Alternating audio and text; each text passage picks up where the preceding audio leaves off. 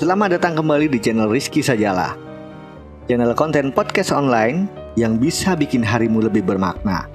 Oke teman-teman, Rizky minta kesediaan kalian untuk beberapa menit ke depan ya, untuk kalian meluangkan waktunya untuk mendengarkan cerita yang bakalan Rizky bawain, karena ini menyangkut kehidupan seseorang ya, dimana salah satu teman Rizky ditimpa masalah dan ingin solusi terbaik versi kalian, ingin mendapatkan saran yang terbaik juga.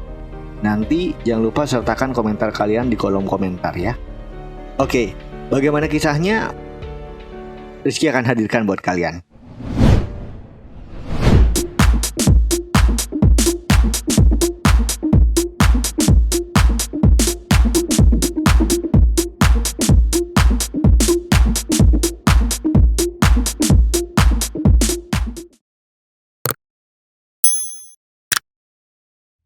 Oke teman-teman, terima kasih untuk sekedar menyediakan waktu untuk mendengarkan cerita yang bakalan Rizky sampaikan ya.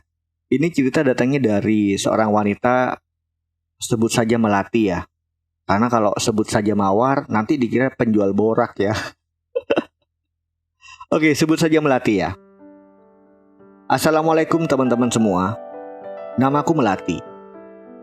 Aku umur 37 tahun. Aku berasal dari Kota Mojokerto.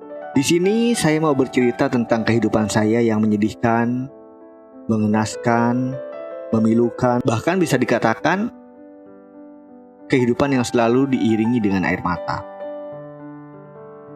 10 tahun yang lalu, di mana Tuhan telah menguji batinku, imanku, dan mentalku. 10 tahun yang lalu, aku terjerumus riba. Suami sakit selama hampir 2 tahun dan tidak bisa bekerja selama 3 tahun. Saat suami mengalami sakit, masuk hitungan 8 bulan, aku pindah ke rumah mertuaku, yang dimana orang Jawa bilang prosesi tirah.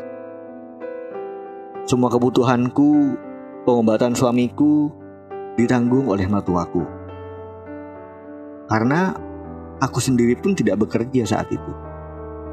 Dan di rumah mertuaku pun bukan hanya ada ibu, melainkan ada adik iparku beserta suami dan anaknya.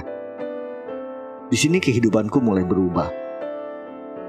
Hari demi hari aku lalui, di mana di rumah mertuaku juga ada adik perempuan dari suamiku yang juga sudah mempunyai seorang suami. Nah, suami adik iparku yang awalnya begitu sayang dan juga menganggap aku sebagai saudara, di mana segala kebutuhanku selalu terpenuhi. Sering ngobrol bareng, sering curhat bareng. Bahkan untuk mengobati suamiku pun dia yang mengatur. Kita bersama hampir setiap hari. Dan pada akhirnya membuat kita saling nyaman. Akhirnya kita menjalin hubungan terlarang. 2 tahun menjalin hubungan terlarang tanpa ada satupun yang curiga. Ya karena kita tinggal serumah. Kita sering keluar bareng dengan berbagai alasan. Entah itu mencari obat lah, apalah gitu. Padahal waktu itu kita buat pacaran di luar. Hampir setiap hari aku bersama Momo. Begitu aku panggilnya. Panggilanku untuk suami adik iparku. Pernah juga aku pergi menyewa hotel.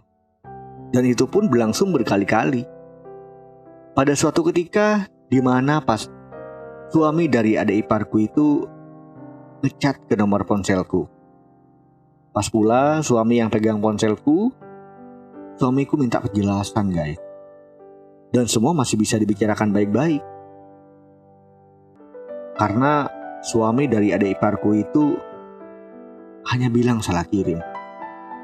Namun setelah kejadian salah kirim pesan, semua keluarga mulai mencurigai kami. Kami pun masih satu rumah hingga 5 bulan.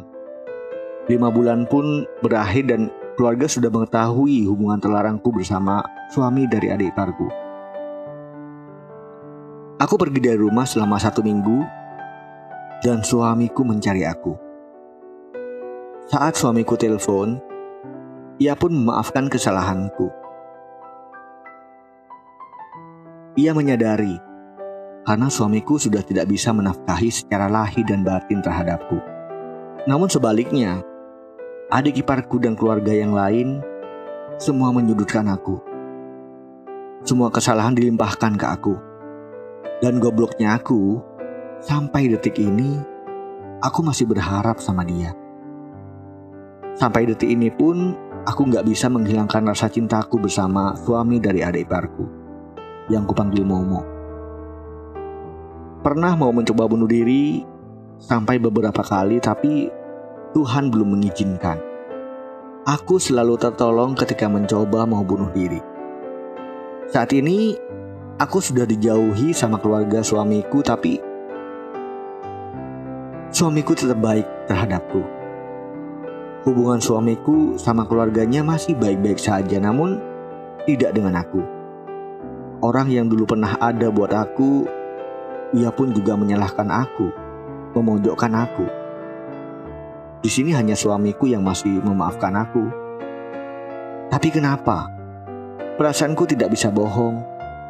Aku masih berharap pada Momo. Perasaanku terhadap Momo tidak bisa dikendalikan, meski aku tahu kalau dia sudah tidak ada rasa lagi terhadapku.